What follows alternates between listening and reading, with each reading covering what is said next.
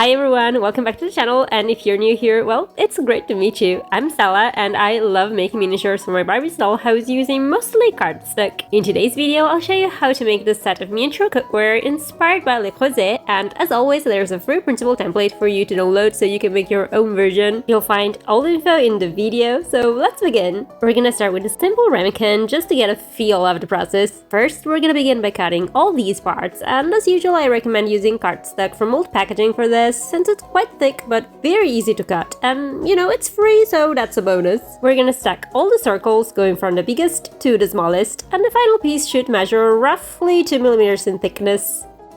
Next, we'll have to cut this part and press it against a wet sponge to soften it, making it easier to shape. And I suggest using lightweight cardstock for this step, as it's more flexible than the thicker cardstock we used earlier. We'll have to roll the strip against something round, like the handle of a paintbrush, to give it a sort of curved shape.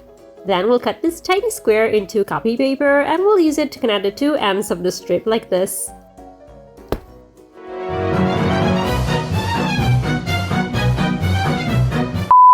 Next, we're gonna cut this part. Once again, we'll dampen it with water, and then we'll glue it around the previous one.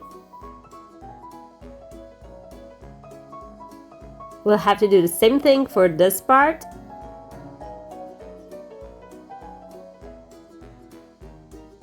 And then we can glue the resulting piece to the one we assembled at the beginning.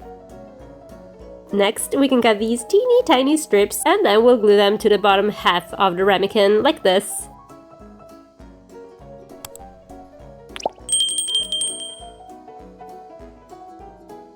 At this point, we can paint our little ramekin, and I suggest starting with a layer of white acrylic gesso. This will work as a base color, but also it'll provide a little more strength to the paper, making it sturdier. Then we can color the exterior of the ramekin with acrylic paints. And finally, we can coat it with a clear gloss varnish or nail polish to make it look more porcelain-like.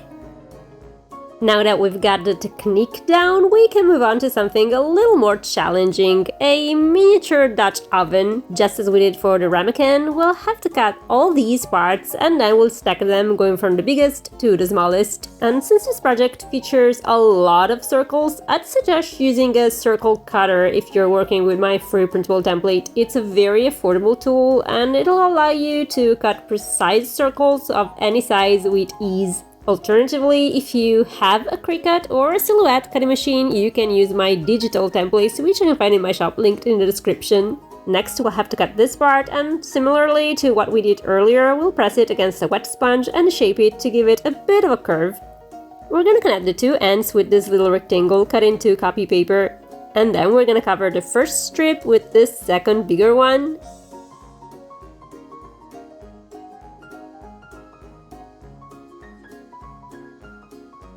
And finally with this third one.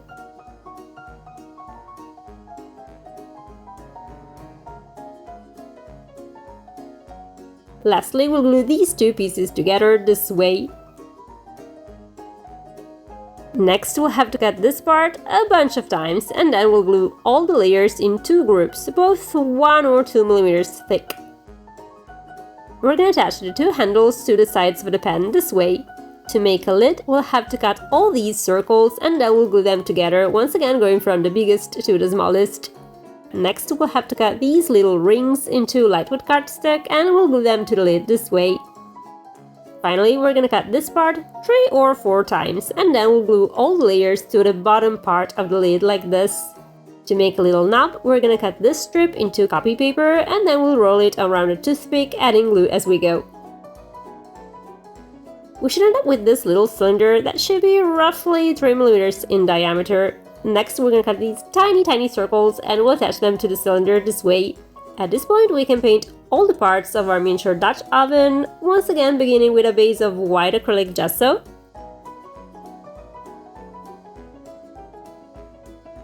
And then we can paint the exteriors of the pen and the lid and the knob. And if you're curious about the supplies I used for this project, you can find them listed in the description. Lastly, we'll have to glue the knob to the lid this way, and then we can cover everything with a coat of clear varnish.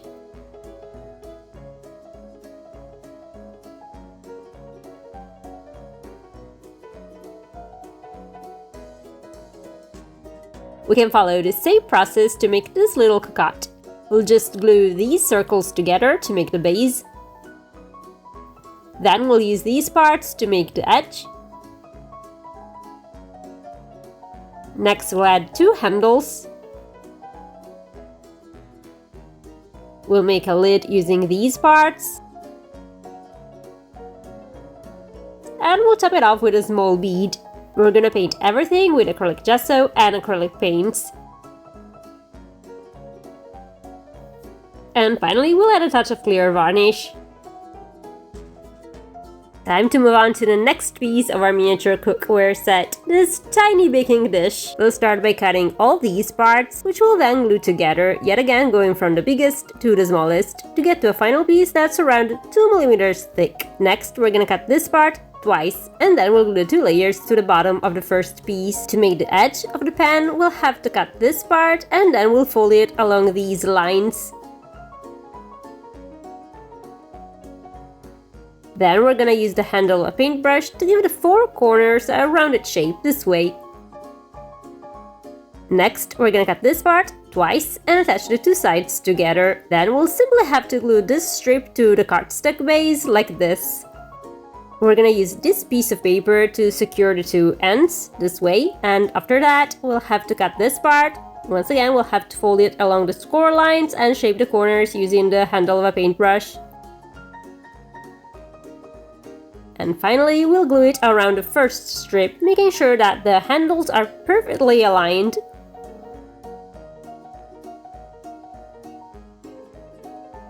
We'll have to repeat the same steps for this part.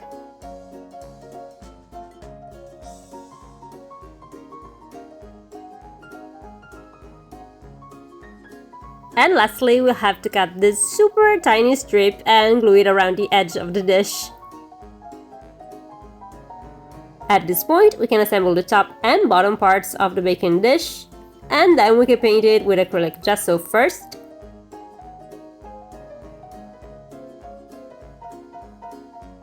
And then we'll color the exterior with acrylic paints.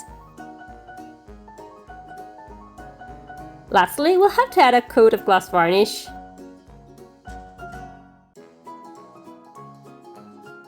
We can now begin working on the next piece, a frying pan. First, we're gonna cut these 2 circles and we'll glue them together this way.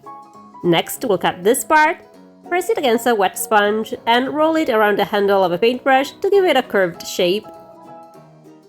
We'll use this small rectangle to attach the 2 ends of the ring. And then we'll cover it with this part, which we'll also need to dampen with water, just like the previous one, to make it softer. At this point, we can glue the bottom and top parts of the pan this way. Next, we'll have to cut this part 3 or 4 times, and as always, we'll stack all the layers together, but this time we'll glue them slightly offset to give the final piece a little slant.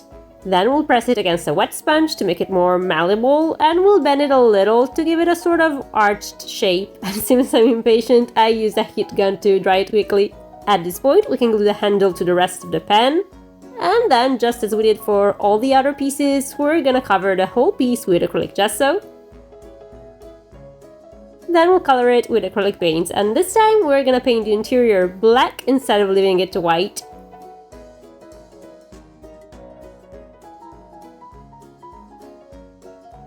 Lastly, we'll have to coat the pan with a varnish, and I suggest using a brush for the outer side and a sponge for the inner part. And our miniature Le Creuset inspired cookware set is ready. And before I go, I wanted to let you know that I tried something new with this project, and while making these minis with paper, I also designed a version for my 3D printer. So if paper isn't your thing, you can use the STL models instead, which you'll find in my shop. As promised, here's a link to the free printable templates, and if you need some miniature kitchen cabinets to store these pans and pots, you may want to try this project next. And this is all for today's video. Until next time, bye!